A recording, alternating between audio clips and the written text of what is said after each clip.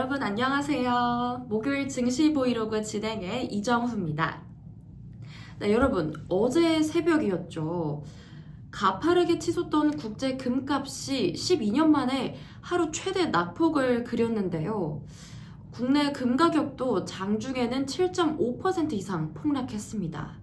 금융시장을 둘러싼 여건이 차츰 안정을 되찾는 모습을 보이자 투자자들이 금을 팔아치우면서 금 가격의 단기 변동성이 높아지는 모양새입니다.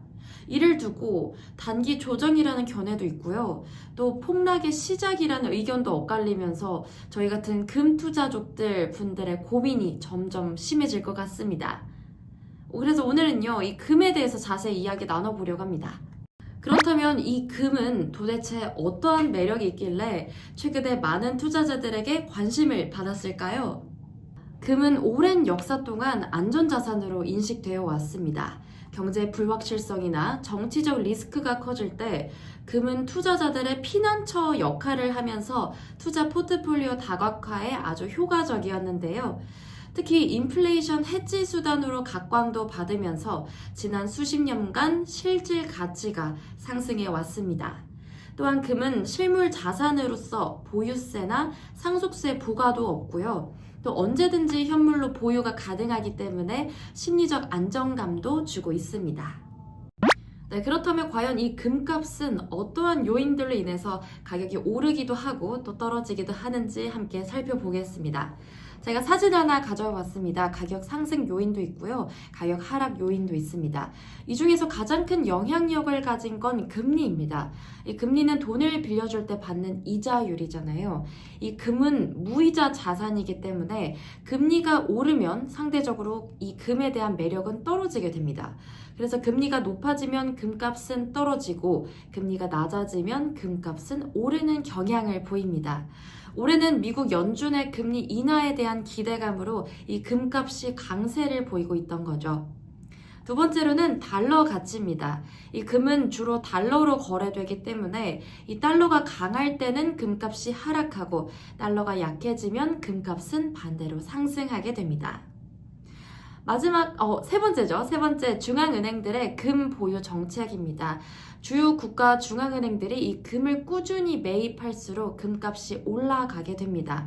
최근에 중국과 인도의 중앙은행들이 또 적극적으로 금을 사들이고 있어서 이 금값 상승에 힘을 실어주고 있었습니다. 또 이 금 자체가 실물 가치를 갖고 있기 때문에 인플레이션이 발생하면 상승하기도 하는데요. 이뿐만 아니라 지정학적 리스크도 굉장히 큰 영향을 줍니다. 최근 뉴스에서 많이 보이는 단어들이죠. 러시아, 우크라이나 전쟁에 대한 장기화, 또 중동 지역 갈등도 있을 거고요. 또 미중 무역 갈등이 대표적일 텐데요. 이런 전쟁, 무역 갈등, 그리고 정치적 긴장 상태가 심해질수록 투자자들은 안전자산인 금에 몰리게 됩니다. 이런 불안정한 국제 정세는 금에 대한 수요 증가와 또 가격 상승의 배경이 됩니다. 네, 이처럼 금값은 금리도 그렇고 달러 가치도 그렇고 중앙은행 매입, 지정학적 불안, 그리고 공급과 수요 등 굉장히 여러 가지 요인들에 의해서 정해지게 되는데요. 특히 2025년은 이 모든 요인이 맞물렸기 때문에 금값은 사상 최고치를 경신했던 거죠. 그렇기 때문에 시장 상황에 맞게 그때그때 맞는 투자 전략을 세워보는 게 중요할 것 같습니다. 그런데 여기서 금 투자하신 분들이 꼭 주의하셔야 할 점이 하나 있습니다. 바로 금 김치 프리미엄인데요. 이 김치 프리미엄은요, 국내 금값이 국제 금값보다 높게 형성되는 경향을 의미합니다. 다시 말해서 같은 금임에도 불구하고 한국 시장에서 금값이 해외보다 비싸다는 뜻인데요. 왜 이런 김치 프리미엄 현상이 생기게 된 걸까요? 바로 국내 금 투자 수요가 급증하면서 공급이 이를 따라가지 못했기 때문입니다. 한국에서는 해외처럼 금을 대량으로 생산하거나 공급하는 구조가 부족하기도 하고요. 또 투자 열기도 매우 뜨겁기 때문에 이 가격이 높게 형성되는 경향이 있습니다. 그리고 해외 금을 국내로 쉽게 대량 수입하거나 또 차익 거래를 할 수 있는 환경이 아니다 보니까 가격 차이를 쉽게 해소하지 못하는 이 구조도 김치 프리미엄을 형성하는 데 한 몫을 하게 되는 거죠. 그래서 이 김치 프리미엄이 높아지게 되면요, 국내 시장에서는 고평가된 금값 때문에 투자자들이 고점 매수 위험에 노출될 수 있고, 만약에 지금처럼 급격한 가격이 조정되면 큰 손실을 볼 위험이 아주 큽니다. 시간이 지나면 국제 표준 금 시세로 가격이 수렴되기 때문에 이 프리미엄이 높을 때 진입한 투자자들은 아무래도 손실 위험에 노출되겠죠. 지난 15일에는 이 김치 프리미엄이 국제 시세 대비 약 20%까지 확대된 바 있는데요. 그렇기 때문에 투자자들은 김치 프리미엄의 변화 추이를 꾸준하게 관찰하면서 이 가격과 시장 상황에 맞는 투자 결정을 해야겠습니다. 그렇다면 이 금을 어떻게 투자할 수 있을까요?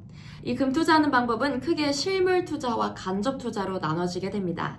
실물 투자는 골드바, 금화 같은 게 있을 거고요. 또 간접 투자는 금 ETF나 금 통장 등이 있습니다. 제가 사진을 하나 가져와 봤는데요. 총 4가지로 정리해 볼 수 있을 것 같습니다. 먼저 골드바나 금화 같이 실물을 직접 구매해서 보유하는 방식입니다. 아무래도 가장 전통적이고 확실한 투자 방식이 될 수 있겠죠. 실물 금을 갖고 있기 때문에 이 심리적 안정감을 주기도 하고요. 이 금 시세 변동에 직접적으로 연동된다는 특징이 있습니다. 하지만 이 보관 비용과 도난 위험, 그리고 매매할 때 가격 차이가 크다는 점은 이 골드바 소유 시의 단점입니다. 두 번째로는 KRX 금시장입니다. 한국거래소에서 증권사 계좌를 통해서 주식처럼 거래하는 방식이라고 생각하시면 될 것 같습니다. 수수료는 0.2에서 0.3% 수준으로 발생하고요.